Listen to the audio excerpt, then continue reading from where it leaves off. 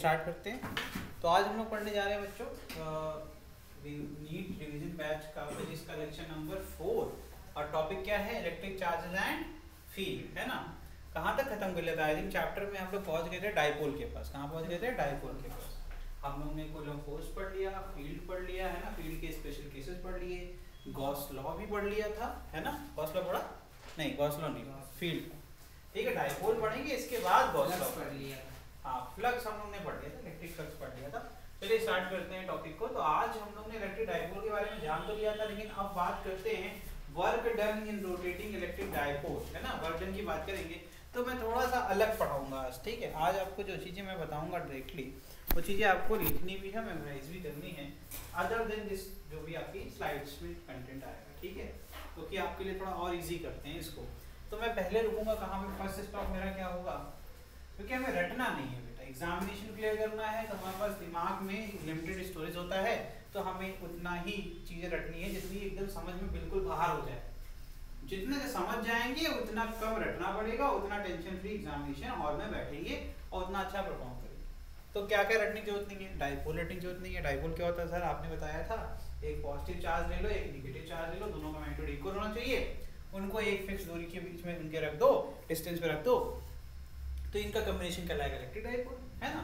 एक पॉजिटिव एक नेगेटिव है। और आपने एक और चीज सिखाई थी कि इनकी बीच जो डिस्टेंस होगी वो इवन मल्टीपल यानी कि 2 के मल्टीपल में होगी। तो आपने मतलब 2l ले लो, 2d ले लो, कुछ भी ले लो, है ना। फिर आपने कहा कि एक काम करो, अभी दोनों साथ में हैं तो इनके बीच में क्या पाया गया, डाइपोल मोमेंट। डाइपोल मोमेंट आपने सिखाया था कि सर हमेशा माइनस चार्ज से होगा, पॉजिटिव चार्ज से डायरेक्शन रटने की जरूरत नहीं है, हमेशा माइनस क्यू से प्लस क्यू की तरफ बना देना, ठीक। यहाँ तक तो चीजें एकदम क्रिस्टल क्लियर हो गई थी, है ना।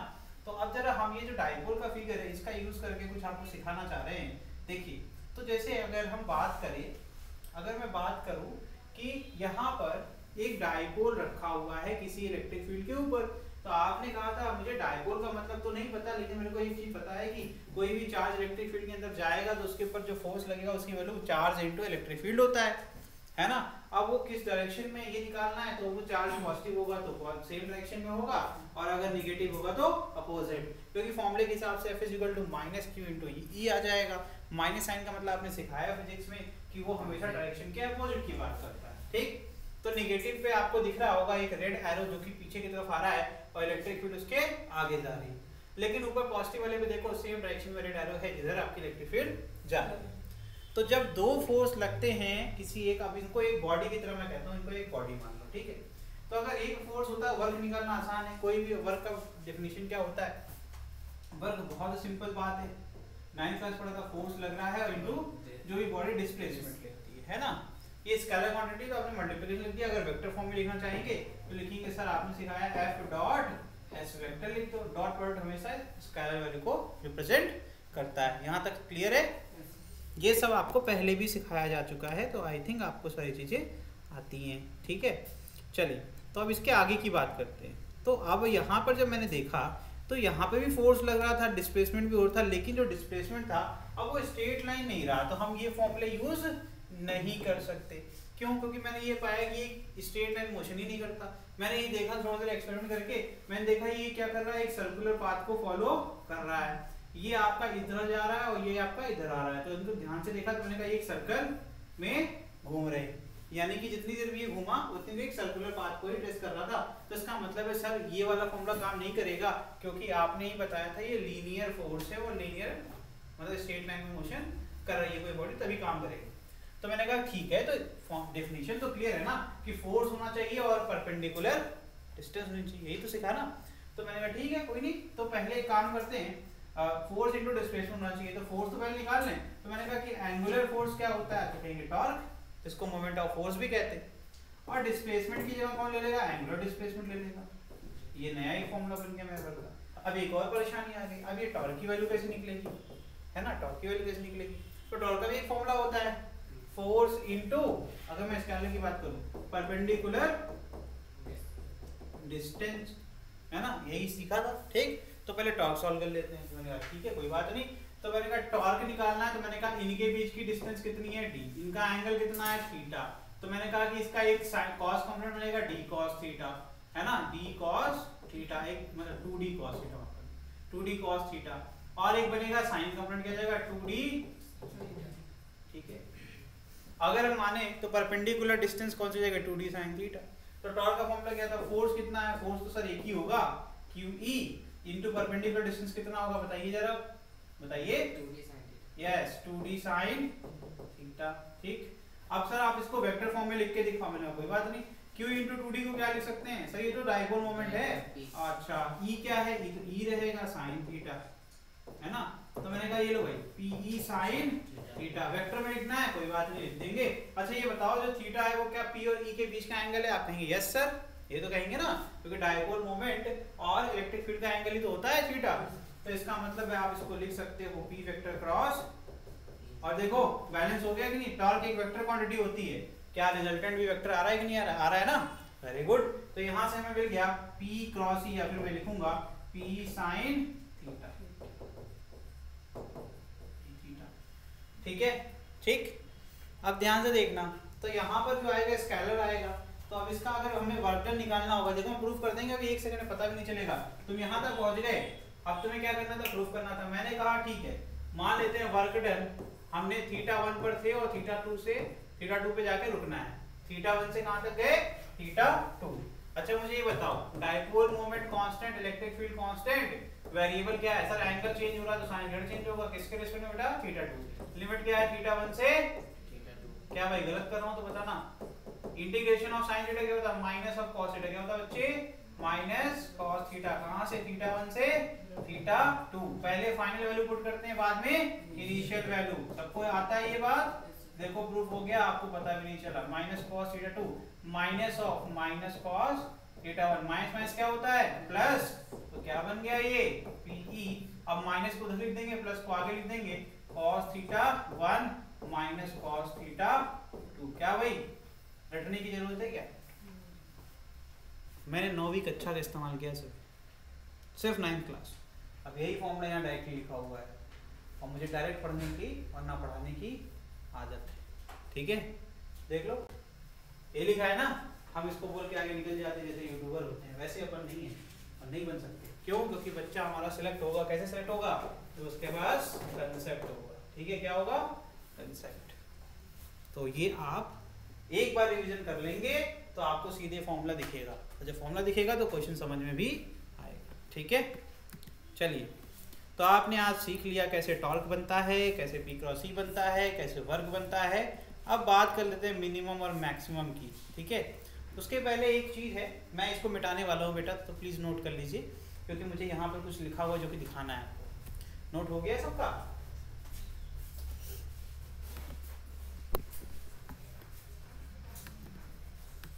चलिए नोट हो गया होगा उम्मीद करते हैं। अब इसको हटा देते हैं, ठीक है, इरेज कर दें, ठीक। अगर नोट नहीं हो तो वीडियो से कर लीजिएगा, ठीक है, क्योंकि ये मान के चला जाता है रिवीजन में कि इतना आपको आता है।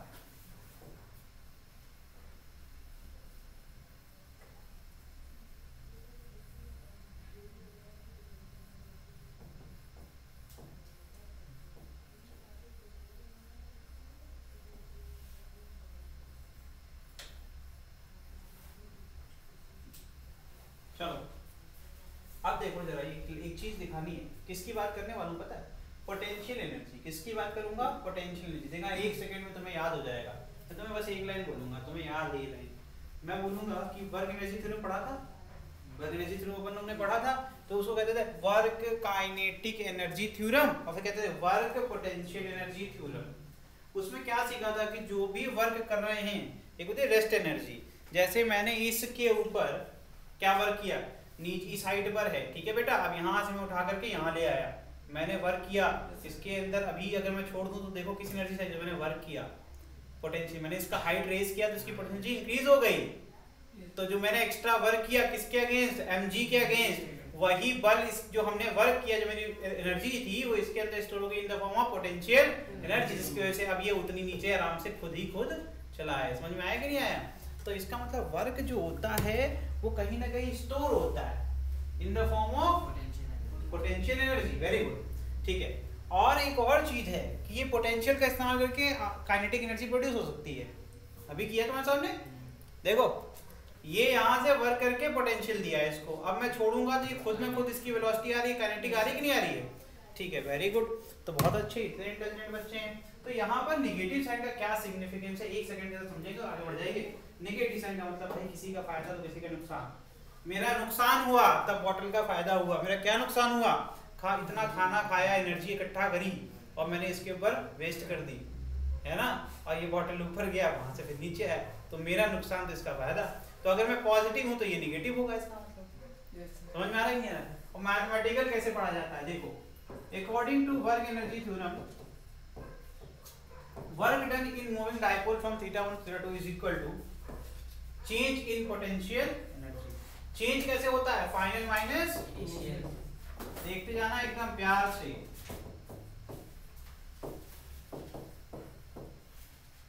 सही बताओ, ये निगेटिव आएगा कि नहीं आएगा?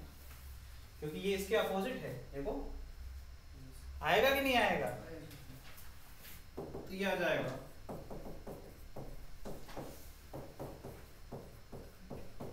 ठीक है।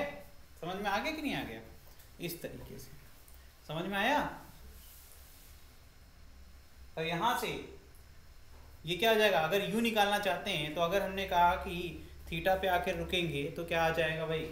अगर θ1 क्या है, θ1 क्या है 90 और θ2 क्या है थीटा, तो क्या हो जाएगा? देखना ध्यान से, θ1 क्या है 90, θ2 क्या है थीटा, तो हो जाएगा माइनस p cos थीटा। ठीक है, चलिए ब्रैकेट लिख लो। θ1 कितना है 90, θ2 कितना है, मतलब डायपोल ऐसे था, यहां से घुमा करके यहां लेकर के आए। मेरी बात समझ रहे हो नहीं समझ रहे हो?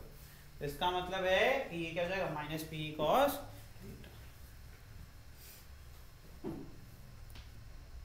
ओके, आगे बढ़ जाएं।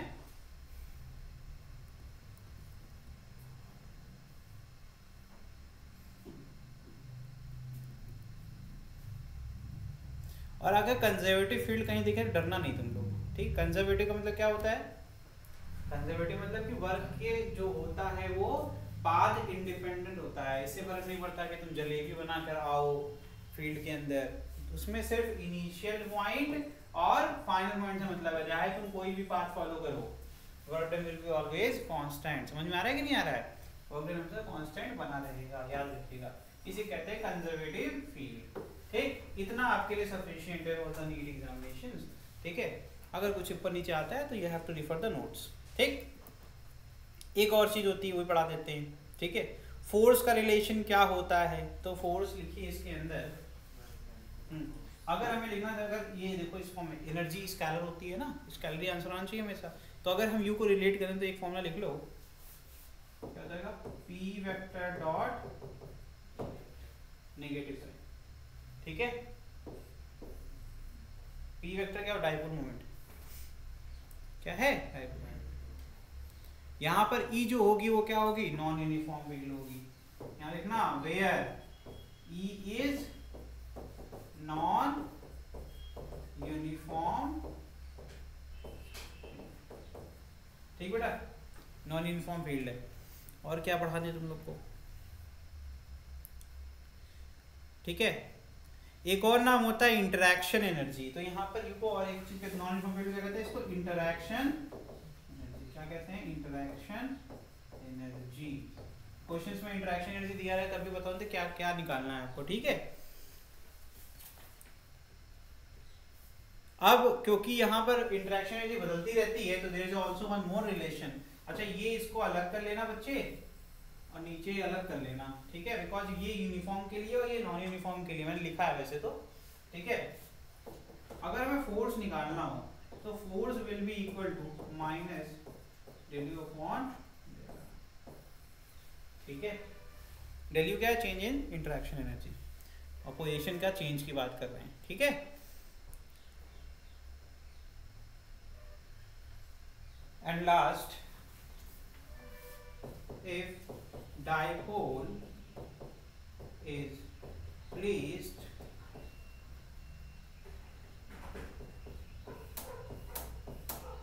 in the direction of electric field,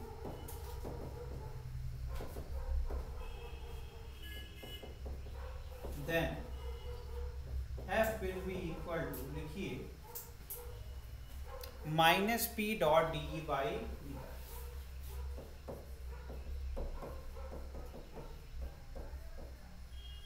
ये हो गया तुम्हारा सारे रिलेशन जितने पॉसिबल थे इंपॉर्टेंट। ये सबसे डिफिकल्ट क्वेश्चंस के लिए हो गया, ठीक है, इतना आएगा। आगे बढ़ जाए, चलिए अभी जो आ रहा है इसको इतना माइंड मत करिएगा इसको, ठीक है। हाँ, ये मैक्सिमा मिनिमा वाली बात है वो मैं बता देता हूँ, ये अगली स्लाइड में बता देता हूँ, ठीक है। एक स्लाइड में मैं तुम्हें मैक्सिमा और मिनिमा बता देता हूँ, ठीक है।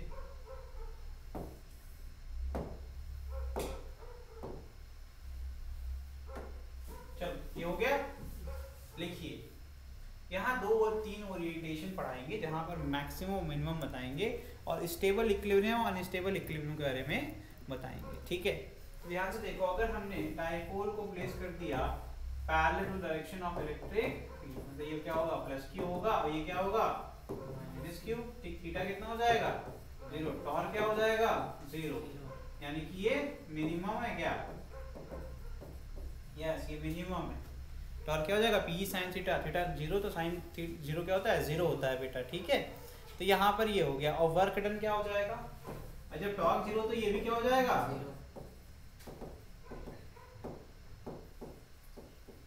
ठीक है। और this is your stable equilibrium,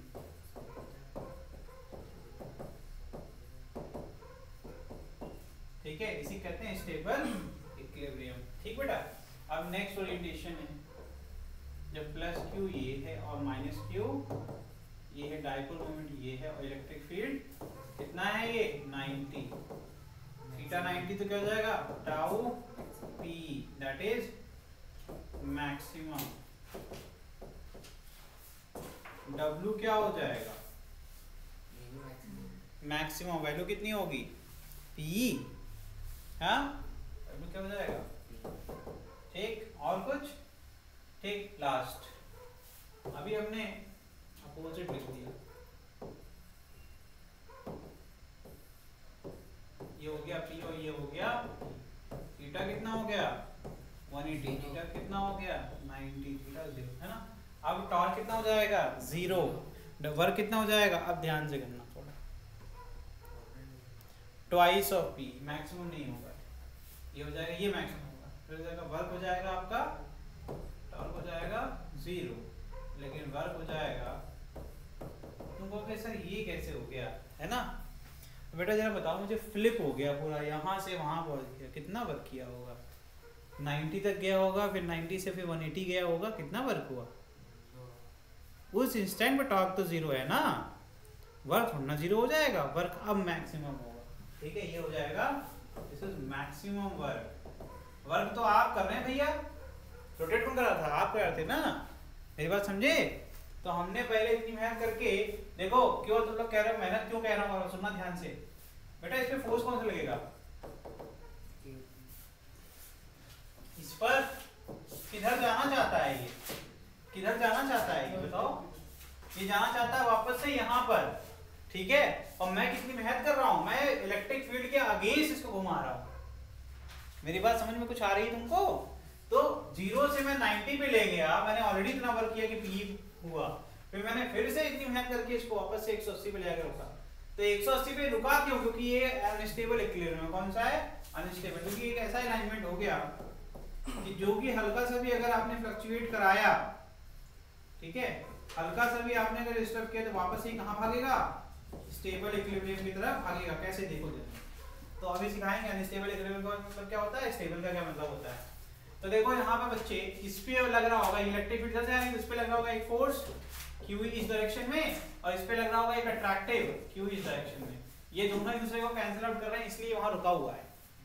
और हल्का से भी एंगल चेंज करो जरा तुम इसको, वहां से इमेजिन करना, ठीक है। ये हो गया तेरा प्लस Q, ये हो गया, मैंने हल्का सा भी डिस्टर्ब किया तो होगा क्या, इसको खींचेगा, इसको ये खींचेगा, इसको वापस कहाँ जाना था, वापस से अपनी जगह जा पाएगा कभी, ये खुद ब खुद ऐसे घूम करके कहाँ आके रुकेगा, इस पे देखो फोर्स कैसे लग रहा है, इस पे Q इधर लग रहा है और Q इस पे, इसको कहते हैं आपका स्टेबल इक्विलिब्रियम, क्यों कहते हैं ये भी देख लो।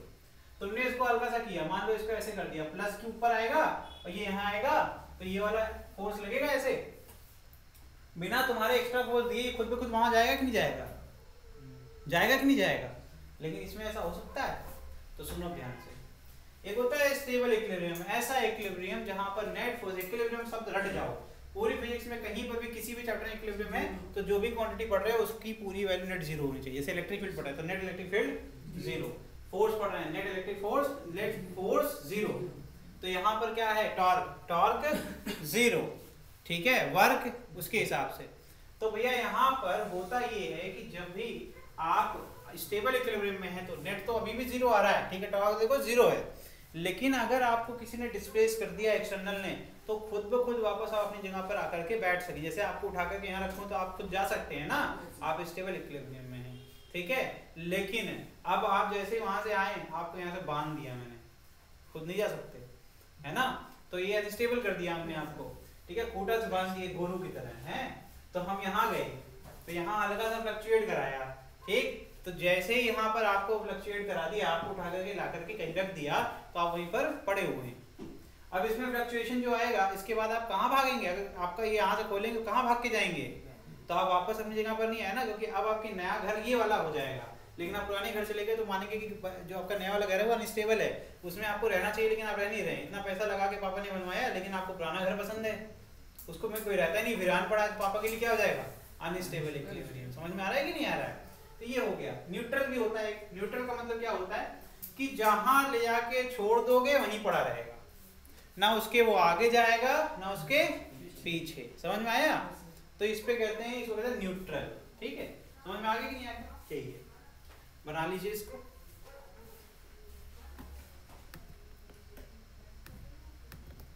चलो इलेक्ट्रिक फ्लक्स पढ़ लेते हैं, ठीक है। अभी मैं डाइपोल पे फिर चर्चा करूंगा पोटेंशियल के अंदर दोबारा से, ठीक है। इलेक्ट्रिक फ्लक्स क्या होता है भाई? Number of electric field line passing through any surface area. Normally, normal word का मतलब क्या होता है? परपेंडिकुलर। नॉर्मल वर्ड का मतलब होता है परपेंडिकुलर। जैसे ये मेरा हो गया हाथ सरफेस, ठीक है, इलेक्ट्रिक फील्ड ऊपर से आ रही है, ठीक, ऊपर से आ रही है, मेरे हाथ से निकल के जा रही है। अगर ये परपेंडिकुलर जा रही है तो इलेक्ट्रिक फ्लक्स काउंट होगा, लेकिन एंगल पे जाएगी तो उसके दो कंपोनेंट होंगे, एक साइन होगा एक कॉस, ठीक है। जो आपका कॉस होगा वो इसके साथ, अगर सरफेस से एंगल बन रहा है तो यहाँ पे अलोंग हो जाएगा, तो उसको इलेक्ट्रिक फ्लक्स में नहीं काउंट करेंगे, तो उसका साइन कंपोनेंट जो हो जाएगा वो आपका इलेक्ट्रिक फ्लक्स के लिए योगदान करेगा। तो कहने का मतलब होता है कि नंबर ऑफ फील्ड लाइन जो पास होती है किसी भी सरफेस से परपेंडिकुलरली, उसे कहते हैं इलेक्ट्रिक फ्लक्स। ये जो फ्लक्स की डेफिनेशन ये बदलती नहीं है, आगे भी नहीं बदलेगी। Electric flux is a measure of flow of electric field through a surface. Mathematically electric flux is product of the area element ds and normal component of E integrated over a surface. इसका मतलब क्या है? क्या लिखा हुआ है देखो, यहाँ होता है एक्चुअली ऐसे लिखा जाता है E डॉट ds। अच्छा ये बताओ बेटा, अच्छा ये बताओ, अभी मैंने बोला कि नंबर ऑफ फील्ड लाइन, या नंबर ऑफ फील्ड लाइन कहते हैं कि 10 नंबर ऑफ फील्ड लाइन जा रही है, 15 जा रही है, इसमें कोई डायरेक्शन की जरूरत है क्या? ये तो एक क्वांटिटी है, स्केलर क्वांटिटी है। तुम्हारा मास कह दिया तुमको 40 किलो के हैं, 50 किलो के हैं, 100 किलो के हैं, 200 किलो के हैं, 1000 किलो के हैं, तो भाई समझ रहे हो ना? कहने का मतलब क्या, इसमें डायरेक्शन की जरूरत है नहीं, तो this is a scalar quantity. समझ में आ रहा है? तो यहाँ पर देखिए क्या कह रहे हैं, लिखा भी हुआ है इलेक्ट्रिक फ्लक्स क्या होता है? Product of area element. तो एरिया एलिमेंट ये लिया, एरिया वेक्टर जानते हो क्या होता है? किसी भी सरफेस के परपेंडिकुलर जो भी आपका टोटल एरिया का एक वेक्टर बना दोगे, उसका यूनिट क्या लिख दोगे तो क्या बन जाएगा? एरिया एलिमेंट, ठीक। एलिमेंट कह रहे हैं तो पूरे एरिया का ये क्या हो जाएगा? छोटू सा पार्ट, ठीक। तो हम इंटीग्रेट क्यों करते हैं? अरे सर ds ds ds जोड़ते जाओगे तो क्या मिलेगा? s ही तो मिलेगा। s क्या है? टोटल एरिया है। अरे भाई मैंने कहा कि तुम 40 किलो के हो, मैंने कहा कि तुम्हारा जो सबसे छोटा हिस्सा है बॉडी का, या मतलब काट के अगर छोटा छोटा हिस्सा करें तो सबसे छोटा वाला हिस्सा आपका 1 किलोग्राम का है, तो 40 हिस्से बनेंगे कि नहीं बनेंगे? तो इंटीग्रेशन ही तो करेंगे तभी तो तुम वापस से बनोगे, तुम्हें काटा है जोड़ना भी तो पड़ेगा। तो कहने का मतलब है कि जो आपका एलिमेंट होता है वो स्मॉलेस्ट पॉसिबल पार्ट होता है किसी भी एक बॉडी का, ठीक है, और उसी के आइडेंटिकल सारे होते हैं। तो मतलब ds एक और होगा यहाँ, एक और यहाँ ds होगा, यहाँ ds होगा, यहाँ ds होगा, इन सबको जोड़ेंगे तो क्या मिल जाएगा? टोटल सरफेस, ठीक है। और E क्या है? इलेक्ट्रिक फील्ड लाइन जो पास हो रही है इसके परपेंडिकुलरली, ठीक है, और वो पूरे सरफेस से पास होगी, तो एलिमेंट पे निकालेंगे, फिर हम ऐड कर देंगे सब पे, तो हमें टोटल मिल जाएगा। समझ में आ रहा है कि नहीं आ रहा है? तो अगर हमने इसको इस तरीके से क्रैक किया, मैंने कहा अगर छोटे उस टुकड़े में अगर निकाल लेंगे, वैसा टुकड़ा लेंगे तो हर जगह इलेक्ट्रिक फील्ड लाइन तो बराबर ही होगी ना। तो हमने कहा कि इस पे अगर मान लो 5 हैं और हमारे 40 टुकड़े हैं, तो हम क्या कर लेंगे 5 गुणे 40 करके टोटल आंसर नहीं निकाल लेंगे। हाँ 200 लाइन हुई कि नहीं हुई। तो ये हो गया इलेक्ट्रिक फ्लक्स कैलकुलेट करने का तरीका। तो इंटीग्रेशन इसीलिए करते हैं, इसको कहते हैं डी फाई, और फिर फाई हो जाता है आपका E S cos theta. Theta यहाँ पर अगर 0 होगा तो ये जाएगा ई एस। ठीक है, समझ में आ गया कि नहीं आ गया इस तरीके से। तो वहां पे देखो ई डॉट डी एस लिखा हुआ है, यहाँ यूनिट वेक्टर के फॉर्म में लिखा हुआ है। ये हो गया तुम्हारे फॉर्मूले। एन क्या यूनिट वेक्टर है, normal to the area element D S. ठीक है, यहाँ पर इलेक्ट्रिक फ्लक्स स्केलर होता है, ऐसे यूनिट क्या हो जाएगा न्यूटन मीटर पर कूलम और या फिर वोल्ट मीटर। डायमेंशन क्या हो जाता है mn3 d - 1। ठीक है, नोट कर लें फटाफट। डन। चलो नेक्स्ट अब पढ़ लेते हैं गॉस थ्योरम। गॉस थ्योरम क्या होता है, the surface integral of the electric field intensity over an enclosed hypothetical surface in free space is equal to 1 upon epsilon naught times net charge enclosed within the surface। इसका मतलब ये होता है, Gauss साहब ने ये बताया कि यार टोटल फ्लक्स करने के लिए तुम इतना इंटीग्रेशन करो, इतनी मेहनत करो, है ना। तो इससे अच्छा हम तुमको एक सोल्यूशन बताते हैं कि आप एक काम करो, कोई भी आपका एक क्लोज सरफेस बनाओ। मैंने स्फीयर ले लिया, उसके अंदर जितने भी टोटल चार्ज हैं, कितने भी हो सकते हैं, है ना। इसमें टोटल चार्ज कितना है 2q। टोटल कितना है, सिंपल सम करोगे ना। टोटल चार्ज का मतलब क्या है, जितने भी चार्ज इनक्लोज हैं, अगर कुछ बाहर लिखा हुआ है इसको काउंट नहीं कर सकते आप। ठीक है, जितना भी आपका सरफेस है, क्लोज सरफेस मतलब पैक्ड, जैसे ये बॉटल क्या हो गया क्लोज सरफेस, सिलिंड्रिकल हो गया है ना, तो ये क्या हो गया क्लोज हो गया। ठीक है, ओपन क्या हो जाएगा, अगर आपको कोई फ्लैट सरफेस है वो ओपन, एक साइड से ओपन रहेगा। ठीक है, क्यूब क्लोज्ड है, क्यूबॉइड क्लोज्ड है, सर्कल ओपन है। समझ में आ रहा है कि नहीं आ रहा है। तो जितने भी 3D जिसमें वॉल्यूम होता है वो सारे क्लोज होते हैं। ठीक है, चलिए, तो इसका मतलब है total charge enclose inside a close surface upon epsilon naught is the total flux linkage to the surface. तो फाई इक्वल टू क्या आ जाएगा यहाँ पर 2q अपॉन, समझ में आ रहा है कि नहीं आ रहा है। तो ये होता है गॉस लॉ। तो इसका मतलब है फ्लक्स निकालने के 2 फॉर्मूले हो गए हमारे पास अब तो, है ना। एक फॉर्मूला हो गया E डॉट ds, ठीक, और एक फॉर्मूला हो गया q अपॉन। अब देखो ध्यान से, इसकी मदद से इलेक्ट्रिक फील्ड आप किसी की भी निकाल सकते हैं। तो लोग इसको फ्लक्स के लिए पढ़ते हैं, मैं कहता हूँ इसमें फ्लक्स का तो यूज ही नहीं है। गॉस लॉ तो इस्तेमाल होता है जो इतनी भयंकर कैलकुलेशन होती हैं उनको आसान करने के लिए। तो आप किसी भी सरफेस के इलेक्ट्रिक फील्ड को कैलकुलेट कर सकते हैं बाय यूजिंग गॉस थ्योरम। मैं यूज करके अभी आपको दिखाऊंगा। स्टेटमेंट लिखना जरूरी है, फिगर बना लीजिएगा कोई भी दोनों में से एक, मेरा वाला चाहे इधर, ठीक, और ये फॉर्मूला लिख लेना। लिख लिया, आगे बढ़ जाए। एप्लीकेशन ऑफ गॉस,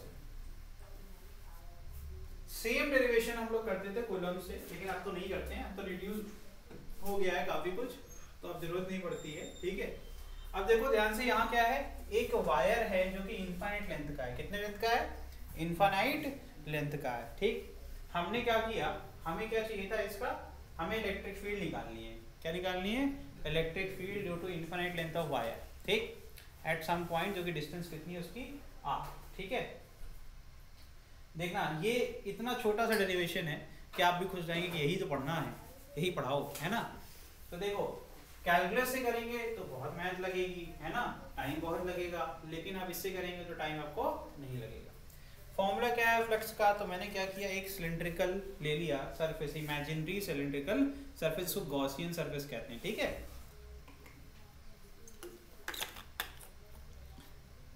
मैंने एक गॉसियन सरफेस ले लिया। ठीक बेटे, तो जब गॉसियन सरफेस लिया तो ये देखो, ये एक वायर है, सबको दिख रहा है, सबको दिख रहा है। अब मेरा जो हाथ है वो, बड़े भाई, हाँ ठीक है, ऐसे काम चल जाएगा। ठीक, अब मेरा जो हाथ है वो सिलेंडर काम कर रहा है, देखो कर रहा है ना सिलेंडर काम। मेरी बात सुनना ध्यान से, यहाँ पे तुम बैठे हुए हो, ठीक, तो तुम्हें क्या दिखेगा, इधर दिखेगा सामने की तरफ, कैप तुम्हारे पीछे बैठे हो, तुमको मैं दिख रहा हूँ, है ना। इसमें बताओ, इस रिंग के सिवाय किसी कुछ और दिखेगा क्या, किसी को इधर या इधर दिखेगा। जब भी तुम बैठोगे तो इधर सामने से ही तो बैठोगे ना। मेरी बात कुछ पल्ले पड़ी कि सरफेस जो होगा सर, सरफेस तो इसके लिए हमेशा ऐसे इलेक्ट्रिक फील्ड जो भी निकलेगी वो इसी प्रकार से निकलेगी, है ना। लेकिन सर वो 360 निकलेगी, है ना। यहाँ से ये पेन जैसे निकल रही है ऐसे निकल रही होगी, एक एंगल पे भी निकल रही होगी, क्योंकि जो वायर होता है वो ऐसा पेन जैसा होता है ना। इसके जितने भी हैं वो कर्व्ड पार्ट हैं, हर जगह चार्ज बैठा हुआ है, चार्ज जहाँ बैठा है वो अपने पॉइंट से परपेंडिकुलर जहाँ भागता है इलेक्ट्रिक फील्ड लेकर के, यही तो होता है ना, वहीं वो बैठा रहेगा, लेकिन इलेक्ट्रिक फील्ड वो अपने से परपेंडिकुलर डायरेक्शन में फेंकेगा। ये वही बात हो गई कि हम बॉल फेंक रहे हैं, बैठे हुए हैं कहीं पे, है ना, हम कहीं नहीं जा रहे हैं, तो ये बॉल क्या हो गई, इलेक्ट्रिक फील्ड हो गई। मेरी बात समझ रहे हो? तो इसका मतलब है कि जितना ये कर्व्ड पार्ट है उनमें ऐसा हो रहा होगा, क्योंकि अभी जो हमने सीखा कि एरिया वेक्टर क्या होता है, किसी भी बिंदु के परपेंडिकुलर, किसी भी बिंदु के परपेंडिकुलर। तो इसका मतलब है सर यहाँ से जो इलेक्ट्रिक फील्ड निकलेगी वो यहाँ से इस जो यहाँ बिंदु है इसके भी परपेंडिकुलर निकलेगी, निकलेगी ना भाई। और इसका खुद का एरिया वेक्टर भी देखिए उसी लाइन पर है, क्योंकि दोनों परपेंडिकुलर है, दोनों क्या है, परपेंडिकुलर। तो इसका मतलब है सर जो एरिया वेक्टर होगा और जो हमारा इलेक्ट्रिक फील्ड वेक्टर होगा वो ऐसा कुछ होगा, एक बड़ा भाई एक छोटा भाई एक ही लाइन पर है ना, और दोनों के बीच में गैप एकदम नहीं होगा। जब दो लाइन के बीच गैप नहीं होता कहते हैं थीटा 0 है, ये तो कहते हैं ना थीटा क्या है 0, थीटा क्या हो गया 0। तो इसके लिए फ्लक्स अगर निकालूंगा एक छोटू वाले भाई के लिए अपने, तो डी फाई बराबर, डी क्यों, डी मतलब किसी भी क्वांटिटी का छोटा हिस्सा, ठीक है। फॉर्मूला कहता था ई ds cos थीटा, और cos थीटा कितना हो जाएगा, cos 0 बराबर 1 होता है। सर ये आ गया e ds। अगर आपको पूरे का निकालना है तो आप कुछ मत करो, इंटीग्रेशन कर दो, है ना। अब यहाँ इंटीग्रेशन क्या होगा, curved surface area of the cylinder, उसके लिए होगा कि नहीं होगा, कितना आएगा कर्व्ड सरफेस एरिया बताओ, 2 पाई आर होगा। एरिया कहाँ है, 2 पाई आर एच। थोड़ी बुद्धि लगाओ, इसको स्लाइस की तरह कट कर दो, जैसे आप नाइफ से कट कर दो इसको पतले पतले, तो रिंग निकल जाएंगे। रिंग मतलब 2 पाई आर सर्कमफरेंस, और सारे सर्कमफरेंस को जोड़ेगा यहाँ से यहाँ से यहाँ से यहाँ से यहाँ से, कितनी बार करेगा, h बार करेगा कि नहीं करेगा, h का h की हाइट, यहाँ पर h की वैल्यू कितनी है l, तो क्या हो जाएगा 2 पाई आर l। समझ में कुछ आया, ये सब बेसिक्स हैं बच्चे, ठीक। तो यहाँ से आ जाएगा तेरा 2 पाई आर एल, समझ में आया कि नहीं आया, तो E इंटू आ जाएगा 2 पाई आर एल। तो यहाँ से तेरा फ्लक्स, टोटल फ्लक्स कितना आ गया, इसको लिखता हूँ मैं फाई सी, जो कर्व्ड पार्ट है सिलेंडर का उसका जो फ्लक्स लिंकेज है वो हो जाएगा 2 पाई आर एल इंटू, कुछ पचा, अब देखियो अभी जादू होने वाला है, तुम्हें सब आता है एक्चुअली, तुम्हें लगेगा मुझे तो पता था, देखो कैसे। आइए बताओ, जो पेन का ये वाला हिस्सा है, यहाँ तो कोई नहीं बैठा, यहाँ वाला जो आखिरी वाला बंदा होगा वो भी इसके आगे की तरफ इलेक्ट्रिक फील्ड छोड़ेगा, है ना। अब इसका सरफेस इधर है, इसका सरफेस इधर है, क्या इसके अंदर से होके कोई गुजरेगी लाइन, उधर तो बॉल ही नहीं फेंकी मैंने, बॉल फेंकी उधर नहीं फेंकी ना। तो मतलब क्लियर है कि अगर मैं देखूंगा तो मेरी इलेक्ट्रिक फील्ड, आखिरी वाला बंदा जो बैठा है मेरा, वो भी ऐसे निकल के चला गया, और इनका जो भैया इनका जो एरिया वेक्टर है वो इधर है, कितना एंगल बन गया, कितना हो गया, देखो फाई कब 0 होता है, फाई का फॉर्मूला देखो क्या था, E ds cos theta, theta कितना है 90, cos 90 कितना होता है 0, ये क्या हो जाएगा 0 का गुणा किसी भी चीज से करो 0 ही तो आता है। तो यहाँ पर फ्लक्स लिंकेज 0, यहाँ पर फ्लक्स लिंकेज 0, टोटल फ्लक्स कितना हो जाएगा सिर्फ इसके लिए, होगा कि नहीं होगा, तो अब देखना ध्यान से। तो phi total is equal to phi C is equal to 2 pi R L into, ठीक है, ये बना दिया मैंने E डॉट ds। अब मैं गॉस लॉ लगाऊंगा, क्या लगाऊंगा, तो गॉस लॉ के हिसाब से मेरी बात सुनना ध्यान से, टोटल चार्ज जो इस सिलेंडर के अंदर, अब मुझे इनफिनिट से मतलब नहीं है, मैंने कहा इतनी का काम, इतनी की बात बताओ, है ना, लेंथ L है, इतने की बात बताओ, ठीक है। टोटल चार्ज Q इनक्लोज लिखा जाता है अपॉन एप्सिलॉन। अब ये Q कैसे निकले, Q क्या है भला है, मैं कहूंगा एक चीज बताओ यार, डेंसिटी सुना है, डेंसिटी, डेंसिटी क्या होता है, कहेंगे डेंसिटी एक ऐसी चीज है जो कभी बदलती नहीं है, आप कितना भी साइज चेंज करो, अगर एक सॉलिड इसको काटते जाओगे चाहे जितना भी छोटा पीस हो उसकी डेंसिटी और बड़े वाले की डेंसिटी सेम रहेगी, क्योंकि डेंसिटी उसके इंटरमॉलिक्यूलर गैप की बात हो रही है, उसमें आप चेंज नहीं कर सकते। साइज क्या है, उसी का कॉपी पेस्ट तो डेंसिटी तो सेम रहेगी ना। इसी प्रकार से चार्ज होता है। आपने चार्ज बिखेर दिया, कितनी बड़ी वायर हो, जो दोनों चार्ज हैं वो क्या है, चाइनीज हैं, एक ही जैसे हैं, तो जितनी ताकत एक के पास उतनी ताकत दूसरे के पास, उनके बीच का गैप तो मेंटेन रहेगा, कितनी भी लेंथ आप कर लो। मेरी बात समझे कुछ? हाँ, तो इसका मतलब डेंसिटी अगर चार्ज की बात करें तो यहाँ 3 प्रकार की होती है, लीनियर चार्ज डेंसिटी, एक होती है circular charge density, lambda, sigma और रो, वॉल्यूम चार्ज डेंसिटी। तीनों में फॉर्मूला लिख डालता हूँ फटाफट आपके लिए। Total charge upon total volume, ठीक है, फिर total charge upon total surface area, और total charge upon total length. तो यहाँ लेंथ है कि एरिया है कि वॉल्यूम है? लेंथ है ना। तो मैंने कहा कि यार जितना भी चार्ज रहा होगा अपॉन जो भी लेंथ है, लैम्डा हमेशा कांस्टेंट रहेगा, चाहे इनफाइनाइट लेंथ की बार हो चाहे छोटू सा हो, डेंसिटी हमेशा कांस्टेंट रहेगी। तो मेरा Q इनक्लोज कितना आ गया, लैम्डा इनटू L आया क्या? आया। अब क्या मैं लिखने वाला हूँ देखो, lambda L upon E is equal to क्या आ रहा है, अरे ये तो ऊपर वाला आ गया, क्यों भाई? आया आया, समझ में आया? जिसको कंसेप्ट आ गया, ऐसे ऐसे क्वेश्चंस आते हैं नीट में। एक आपको बॉक्स दे देंगे कि कितना फ्लक्स है टोटल, डायरेक्शन दे देंगे, इतने आसान क्वेश्चन जिसको ये कंसेप्ट समझ में आ गया, थीटा कैसे निकालते हैं वो आंसर निकाल करके ऐसे निकल जाएगा। समझ में आया कि नहीं आया? तो नंबर बढ़ रहे हैं, लेकिन नंबर आपको तभी मिलेंगे जब आप नंबर लेना चाहेंगे। ठीक है बॉस, अगर आपको नंबर चाहिए तो ये कंसेप्ट याद रखिए। ठीक, आगे बढ़ जाएं।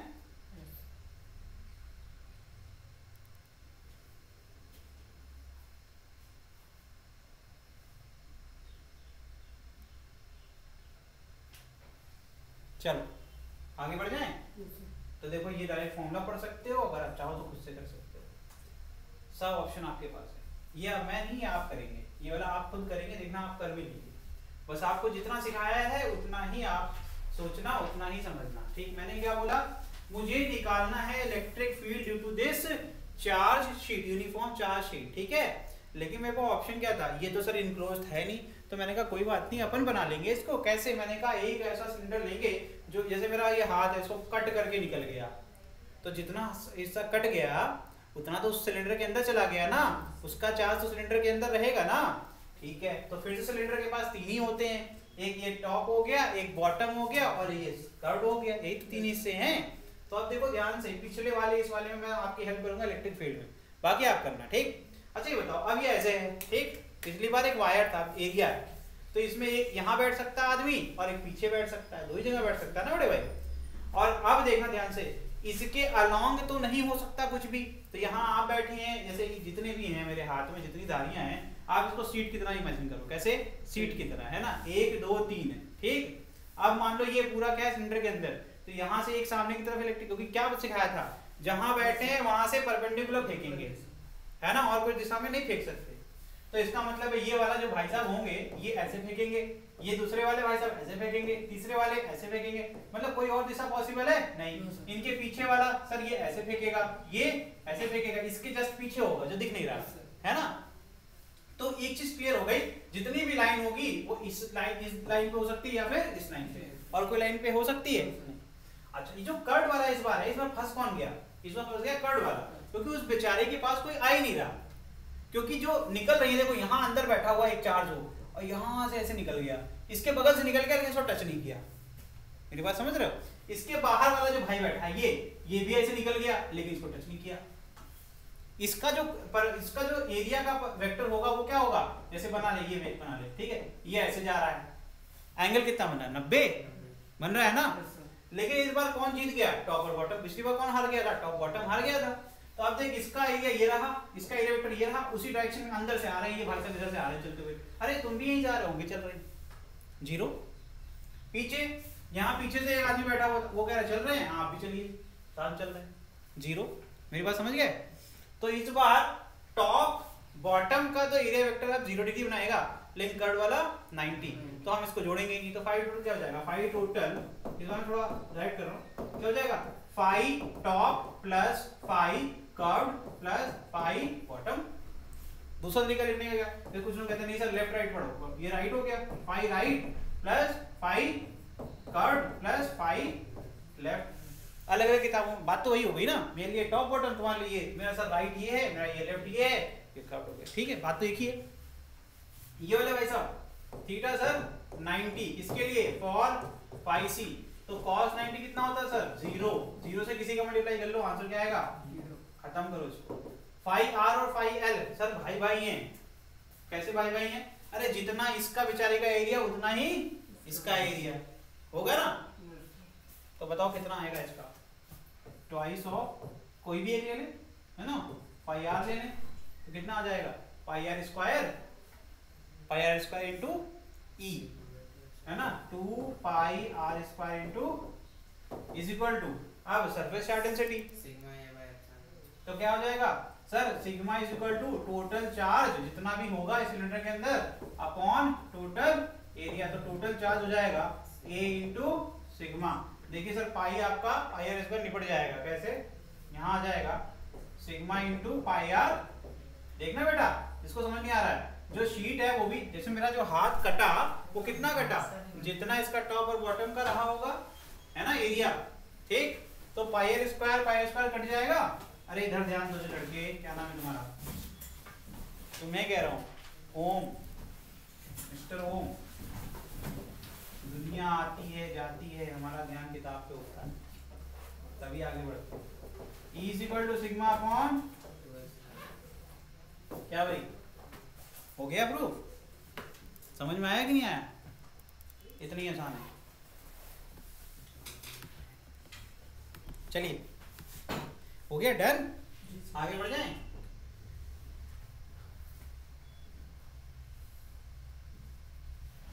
At a point P outside the shell,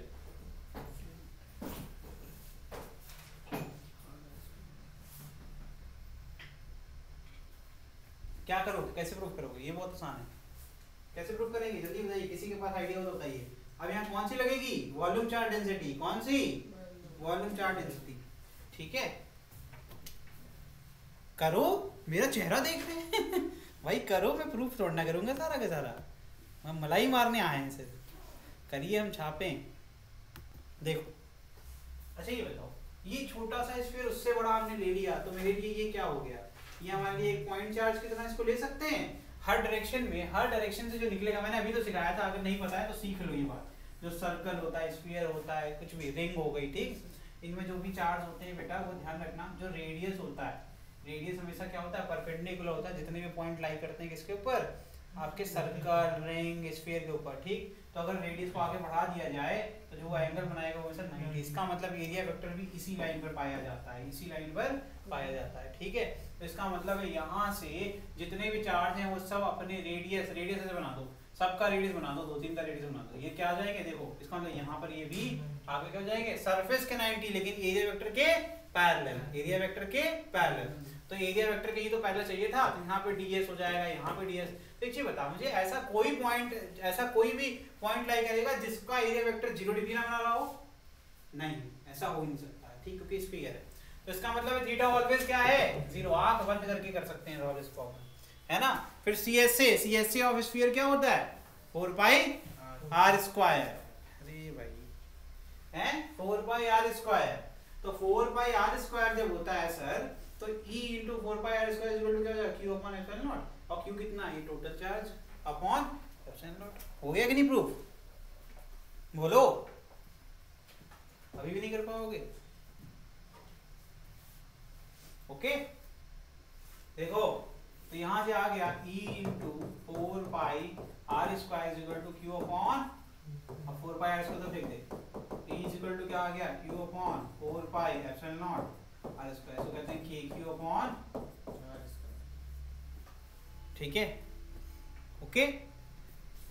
अब इसमें चीजें वैरी करती है, इनसाइड आउटसाइड, ठीक है, इसकी बात होती है, वो हम लोग आसानी से कर सकते हैं।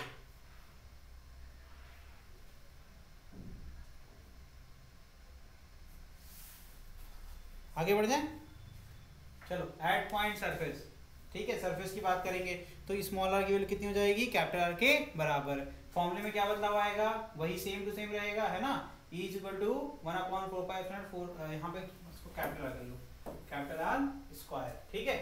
इनसाइड में देखना ध्यान से, इनसाइड में क्या आएगा, सीधे 0 लिख दो, नहीं बच रहा ना, अभी प्रूफ करता हूँ, ठीक, कैसे जीरो, ये देखो चार्ज ही नहीं है, शेल है ना, तो शेल का मतलब है कि अंदर से खोखला है, सब चार्ज कहाँ रहता है, जहाँ मास रहता है, जब मास ही नहीं है अंदर तो चार्ज रहेगा क्या वहां पर, नहीं रहेगा ना। तो भैया यहाँ पर कोई चार्ज नहीं है, तो यहाँ पर जब कोई चार्ज नहीं है तो फ्लक्स वाला जो फॉर्मूला उसके हिसाब से Q अपन एप्सिलॉन Q ही जीरो हो गया, तो फ्लक्स ही जीरो हो गया, फ्लक्स जीरो हो गया तो E डॉट ds भी जीरो हो गया, और यहाँ से इलेक्ट्रिक फील्ड भी जीरो हो गई। ठीक है, तो इसका ग्राफ देखो, पहला ग्राफ कहाँ है, इनसाइड, इनसाइड तो कुछ है ही नहीं, तो जीरो ना बटा सन्नाटा। फिर स्टार्ट कर रहे हैं, जैसे ही R पहुंचे मैक्सिमम हो गया, कितना होता है k q upon capital R square, फिर उसके बाद डिक्रीज कर रहा है, यहाँ पर क्या है k q upon small r square, और स्मॉल r ग्रेटर देन होता है कैपिटल R। ठीक है, समझ में आ रहा है। तो ये क्या होगा, एक तो स्क्वायर है, स्क्वायर का भी स्ट्रेट लाइन ग्राफ नहीं बनता, एक्सपोनेंशियल डिक्रीजिंग कर्व बनेगा, समझ में आ गया। तो ये हो गया तुम्हारा। अब चलो कर लो क्वेश्चन थोड़े बहुत, ये क्वेश्चन करके दिखाओ। क्वेश्चन क्या कह रहा है, square surface of side L metre in the plane of paper is placed in a uniform electric field जिसकी वैल्यू कितनी है capital E, acting along the same plane at angle theta. कितना एंगल बन रहा है वो, थीटा। मैंने सिखाया था ना, दो कंपोनेंट बनेंगे, एक साइन एक कॉस। ये लो भाई थीटा, इसका एरिया वेक्टर किधर होगा, इधर, तो इधर आ जाएगा E साइन। हो गया क्वेश्चन सॉल्व। अब कर नहीं पाओगे तो बेकार है, E साइन थीटा मैंने दे दिया तुम्हें, अब उसका एरिया वेक्टर यूज कर लो। ठीक है, तो देख रहे हो कितना आसान क्वेश्चन हो जाएगा। तो कह रहे हैं with the horizontal side of square edge in figure the electric flux link to the surface in unit volt metre. Volt metre में बताना है, तो बहुत आसान क्वेश्चन था यार ये। तुरंत आंसर बताइए, कहेंगे सब सही कहेंगे। इतनी मेहनत से आप लोगों को क्यों सिखाया, हम कोई ब्रह्मा नहीं भैया, दिमाग लगाओ थोड़ा। ये देखो आपका सरफेस है, मैंने आपको कहाँ परेशान किया, ये थीटा, मैंने कहा थीटा दिमाग ये लगाएंगे, ऐसे चल रहा है, यहाँ से एक एंगल जा रहा है, जबकि इसमें लिखा हुआ है कि रेडियल फील्ड, मतलब कि प्लेन के साथ साथ चल रही है। बस अगर ये एक प्लेन बना दें, अगर ये एक प्लेन बना दिया जाए तो इसी प्लेन को ऐसे थीटा पर काट रही है, इसी प्लेन को ये थीटा पर काट रही है, तो जो इसका कंपोनेंट बन भी जाएगा वो प्लेन के अलोंग ही रहेगा। दोनों कंपोनेंट क्या रहेंगे, प्लेन के अलोंग। तो कितने एंगल पे, एरिया वेक्टर के हमेशा परपेंडिकुलर 90 डिग्री पर, और जब 90 रहेंगे तो सर आप यहाँ पर दो एंगल लो, एक फाई लो, है ना, फाई मतलब थीटा 1 ले लो, थीटा डैश ले लो। चलो थीटा हो गया एंगल ये, और थीटा डैश एंगल क्या हो जाएगा। अब मैं इस पे बनाऊं कैसे,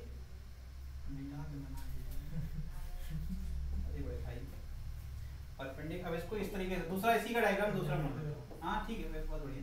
तो यहाँ पर एक्चुअल में ये जा रही थी इलेक्ट्रिक फील्ड, है ना, किसी भी जगह पर, ये हो गया, इसका थीटा एंगल बन रहा है यहाँ, ठीक। तो यहाँ पर इसका जो कॉस कंपोनेंट रहेगा वो इस तरीके से बन जाएगा, और साइन कैसे बन जाएगा, ये हो गया आपका एरिया वेक्टर, है ना, ये हो गया एरिया वेक्टर। कितना एंगल बना रहा है, किसी भी लाइन को याद रखना, ये कैसे रटवा देता हूँ, सुनो ध्यान से। कोई भी लाइन अगर किसी प्लेन में लाई करती है तो प्लेन के बाहर उसका क्या है, एरिया वेक्टर, प्लेन के बाहर।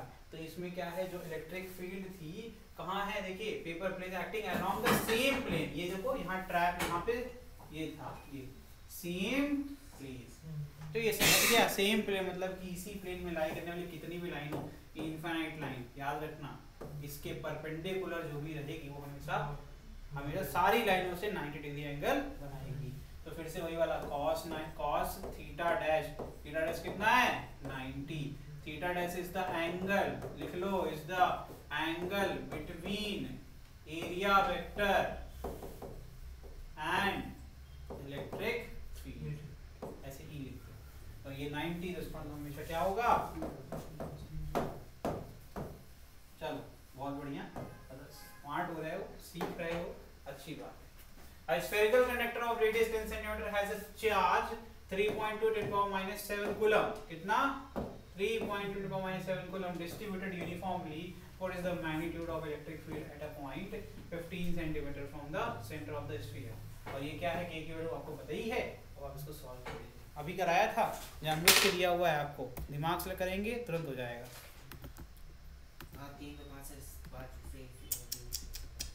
बेटा एग्जाम में एक ही मौका मिलता है।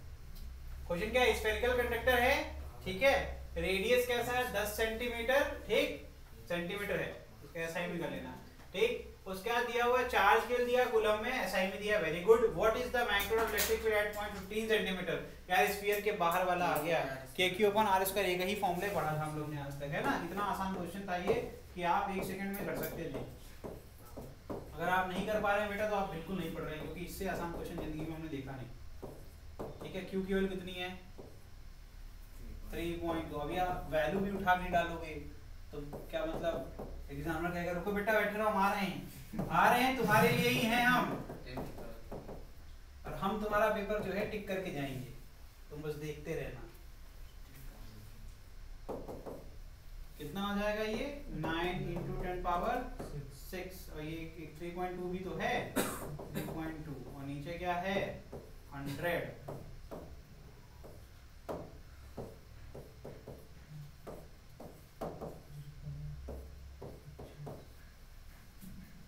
अभी भी हो जाएगा फर्दर, ये 1.28 पे आगे रुकेगा अभी, लेकिन यहाँ पर 0.012 आएगा, है ना 0.128 ये आएगा। जिसको नहीं आता है देखो ऐसे कर लो भैया तुम, 0.8 को डिवाइड कर लो किससे, अरे यहाँ एक 9 भी तो है, उससे भी तो कर सकते खेल सकते हैं हम लोग। तो इसको 7.2 × 10⁻6 अपॉन, अब करो, अब हो जाएगा, सीधे आंसर आएगा यहाँ से। ठीक है, दिया जाएगा 0.128, और जब हम 10 की पावर 5 में से 1 निकालेंगे तो 1.28, तो यहाँ से फाइनल आंसर क्या जाएगा 1.28 × 10 पावर न्यूटन पर। ठीक है, इलेक्ट्रिक फील्ड निकाल रहे थे क्या?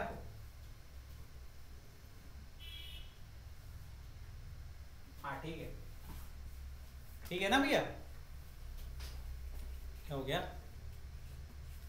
अरे गधे, ये F = QE होता है, E = F/Q होता है, वोल्ट मीटर ही नहीं होता, मेरा वोल्ट पर मीटर ही नहीं होता, ये न्यूटन हो गया, ये कूलम हो गया। समझा कुछ? चल आगे बढ़ जाए, कौन सा ऑप्शन चाहिए? सी, बी, अरे बी मतलब किया तो सही ना।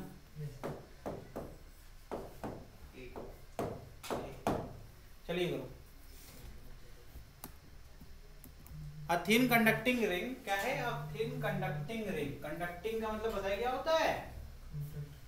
जब कंडक्ट करता है कोई भी आपका कंडक्टर तो उसके सरफेस पे सारे चार्ज होते हैं। रिंग है तो सरफेस पे ही रहेगा, कौन सी बड़ी बात है। Electric field at the centre of the ring due to charge on the part A K B. ठीक है, ए के बी वाले पार्ट की वजह से, मतलब सिर्फ इस रीजन की वजह से सेंटर पे कितनी इलेक्ट्रिक फील्ड होगी ये पूछ रहे हैं।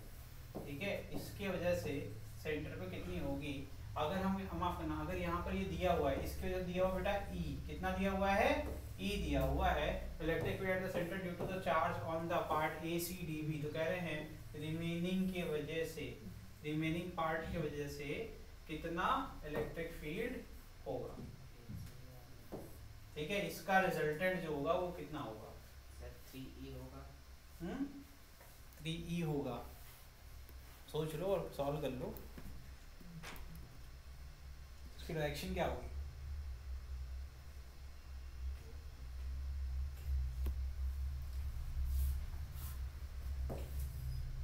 मेरी नोट्स अगर कोई पढ़ेगा ना 2 सेकंड लगेगा उसको सॉल्व करने में, उससे अलग जाएगा तो फिर अगर पढ़ेगा तो, ना पढ़ने वाले के लिए तो कुछ नहीं कर सकते भाई।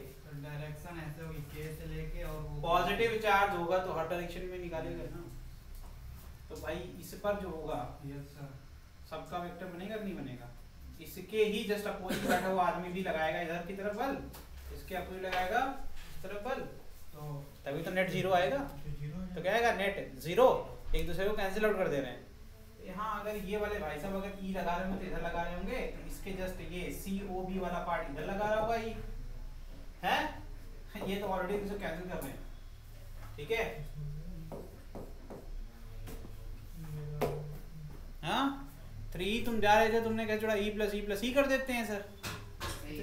डायरेक्शन स्केलर होता तो तुम सही होते, स्केलर अगर क्वांटिटी होती तो तुम शायद ठीक होते, लेकिन ये तो और वेक्टर में ये दोनों एक दूसरे कैंसिल आउट करते हैं बच्चा ये, तो यही इसको बैलेंस कर रहा है, तो इसके ही रिजल्टेंट डायरेक्शन क्या होगी? ओके, ठीक है, okay okay okay. What is the flux through a cube of side A, cube बना लो फटाफट दिमाग से, ठीक। अब यहाँ कह रहे हैं if a point charge small q is at one of its corner, corner क्या होता है भाई साहब,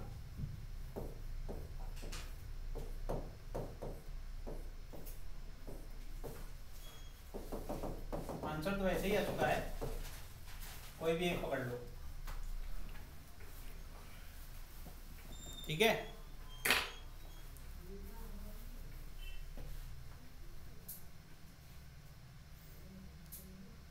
इसको मैंने मेरी नोट्स में ना एक टेबल बना के दिया है, मैंने अपनी नोट्स में एक टेबल बना के दिया हुआ है ऐसे क्वेश्चन करने के लिए, और वो बच्चा ऐसे देखेगा कहेगा अरे ये हो गया डायरेक्ट। क्या सिखाया मैंने, सुनो ध्यान से। मैंने कहा भाई गॉस लॉ बड़े अच्छे हैं, है ना। गॉस साहब कहते हैं कि टोटल जो आपका फ्लक्स है वो होता है q अपॉन एप्सिलॉन नॉट, ठीक है, तो सही बात है ना। तो मैंने कहा यार ये कॉर्नर पे सेंटर पे होता तो ये काम हो जाता क्योंकि ये क्लोज सरफेस है। मैंने कहा कितने क्यूब ऐसे लगा दूं ये चला जाए आपका सेंटर में, पीछे भी एक लगेगा, एक यहाँ लगेगा, ये भी अभी इसका आधा है ना, हेमिस्फीयर आपका ढक गया, बचा क्या ऊपर, तो 4 ऊपर भी लगेंगे बिल्डिंग के, तब सेंटर पे आएगा तो हर एक को कितना मिलेगा 1/8, 4 से कितना हिस्सा मिलेगा 1/8। क्या भाई हमसे एक के लिए पूछा गया था, समझ में आया, तो q/8, ठीक, इस तरीके से किया जाता है क्वेश्चन, ठीक बेटा।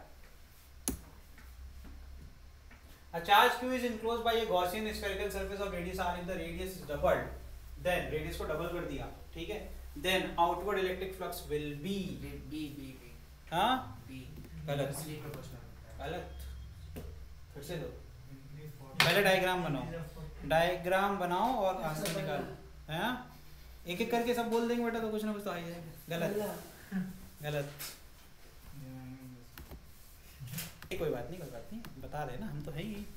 हाँ भाई बताइए क्या होगा, क्या लॉजिक है यार, एक चार्ज है किसी गॉसियन सरफेस के अंदर जिसका रेडियस, बेटा गॉसियन सरफेस क्या होता है,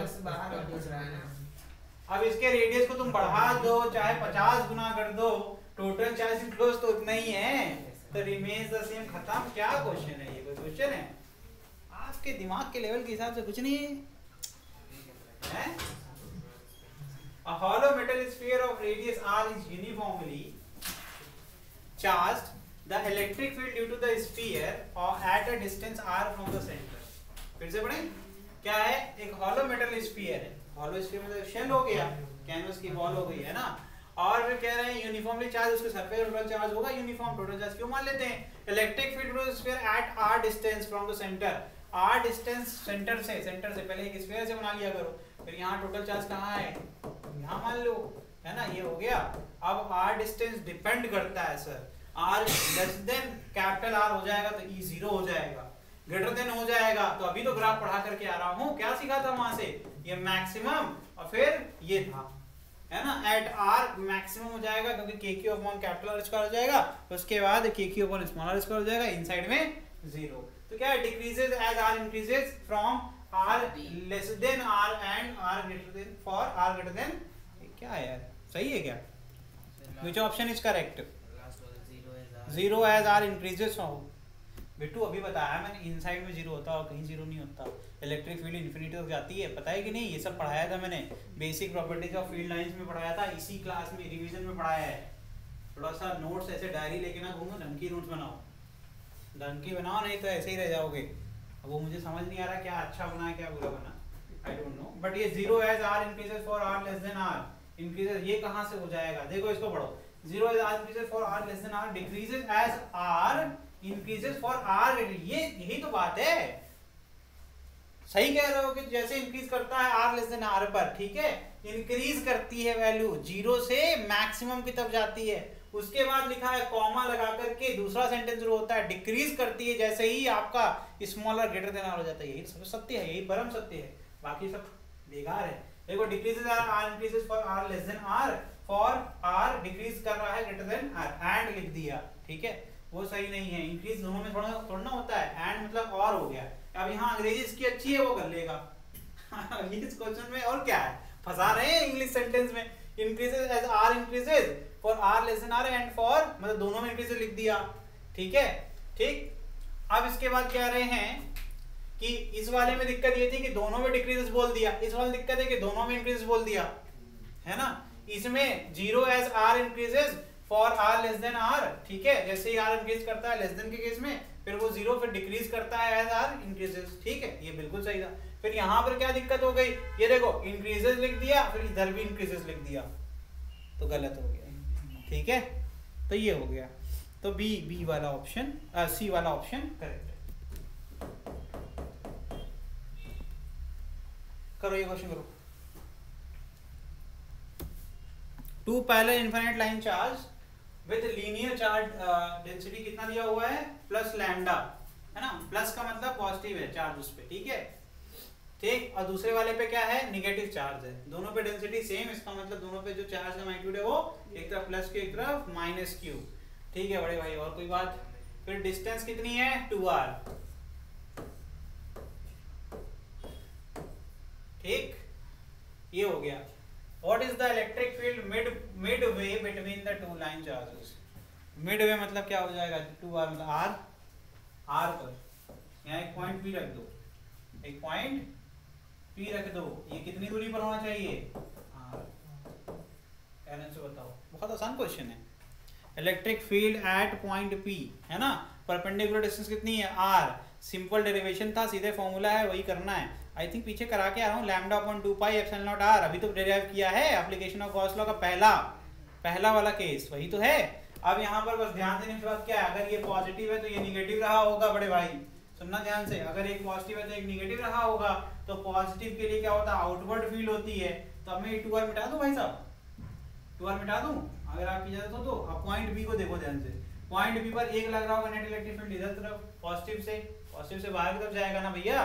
फिर निगेटिव वाला क्या, ये भी खींच ही तो रहा है, तो ये इलेक्ट्रिक फील्ड ये हो गया E ड्यू टू पॉजिटिव, एक हो गया E ड्यू टू निगेटिव। अब मुझे भी आंख बंद करके पता है E पॉजिटिव की value magnitude wise E negative के बराबर होगी। अब किसको इससे दिक्कत है तुमको बताओ, दो जुड़वा भाई हैं भाई, दो जुड़वा भाई हैं, ठीक है। एक पीछे धकेल रहा है, एक आगे से खींच रहा है, दोनों बराबर ताकत है कि नहीं है, और दोनों जो है बराबर दूरी पर खड़े हैं उस चीज से, को वो एक पीछे से धकेल रहा है और एक सामने से खींच रहा है, तो दोनों एक दूसरे मदद कर रहे हैं कि नहीं, मदद कर रहे हैं ना। और दोनों जो लगाएंगे इलेक्ट्रिक फील्ड भी बराबर लगाएंगे। मेरी बात समझ गए कि नहीं समझ गए।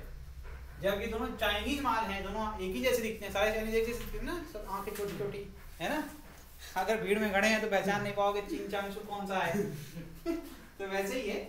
तो सिस्टम इधर ये पॉजिटिव सारे बैठे, इधर निगेटिव, तो इसीलिए यहाँ पर हम डायरेक्टली कह सकते हैं net electric field 2E। E net क्या हो जाएगा, एक सॉल्व करो आंसर निकाल लो यार। ई का फॉर्मूला क्या होता है, लैम्डा अपॉन 2 पाई, यार खत्म हो गया question, lambda upon 2 pi epsilon not. इतना करने के लिए इतना टाइम वेस्ट करोगे, हो गया, ठीक है, ये हो गया, समझ सबको आया। ऐसे करते हैं, फिगर जो बनाएगा वो आंसर निकाल ले जाएगा, सिंपल सा लॉजिक है। कितनी बार बोल चुका हूँ, देखो हर बार मैंने फिगर बनाया है, क्वेश्चन को 2 बार पढ़ा है और आंसर निकल आया है। क्वेश्चन को एक बार बिल्कुल पढ़ना, इतने इंटेलिजेंट तो बिल्कुल भी मत बनना, सीधी सीधी बात है। देखो इंटेलिजेंट तुम हो, आइंस्टीन तुमसे शर्माते हैं, लेकिन जो है तुम्हें आइंस्टीन की बात बिल्कुल ध्यान रखनी है, आपको 2 बार पढ़ना है बस, ठीक है, ये मेरी बात मानिए, ठीक है। चलिए आज के लिए इतना ही, अगली क्लास में मिलेंगे तो पढ़ेंगे पोटेंशियल। हम लोग धीमे धीमे करके चैप्टर एंड करने पहुंच रहे हैं, और बहुत ही प्यार से ख़त्म हो गया। पढ़ा था 1-1.5 महीने, पढ़ा था इसको, इस चैप्टर को 1-1.5 महीने पढ़ा था हम लोगों ने, है ना, और ख़त्म हो गया देखो कितने कम टाइम में। तो ऐसे ही होता है रिविज़न, जब आपको चीज़ें पता रहती हैं तो बहुत जल्दी ख़त्म हो जाता है, ठीक है। चलो थैंक यू।